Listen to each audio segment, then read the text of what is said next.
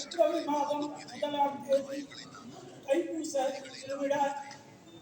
அன்றைய தினம் காலையிலிருந்து காவடியில் பால்குட பூஜைகளும் அதனைத் தொடர்ந்து அபிஷேகமும் நடைபெற்று பூஜைகள் நடைபெறும். மாலையில் ஸ்ரீ முருகப்பெருமான் பச்சை சாத்தி வெள்ளி மெல்வாகனத்தில் சுவாமி புறப்பாடு நடைபெறும். தைப்பூசத்தினால் எல்லாம் வந்து தரிசித்து அருள் பெறுமாறு கேட்டுக் கொள்கின்றோம். காவடி பால்குடம் எடுப்பவர்கள் அலுவலகத்திலே உங்களுடைய பெயர்களை பதிவு செய்து கொள்ளுமாறு கேட்டுக் கொள்கின்றோம்.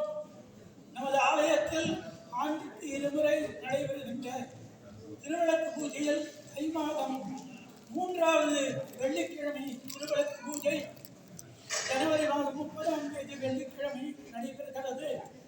தாய்மார்கள் எல்லோரும் திருவிளக்கு பூஜையிலே கலந்து கொண்டு பூஜை செய்து மகாலட்சுமியினுடைய அருளை பெறுமாறு கேட்டுக் கொள்கின்றோம்.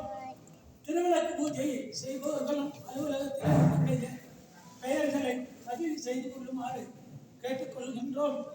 ஆலயத்திலே உலக நன்மைக்காக உங்களுக்காக எல்லோருக்காக நடத்தப்படுகின்ற எல்லா வழிபாடுகளும் தவறாமல் கலந்து கொண்டு முருகப்பெருமானுடைய பேர் அருளை பெற்றியுமாறு வேண்டுகிறேன்.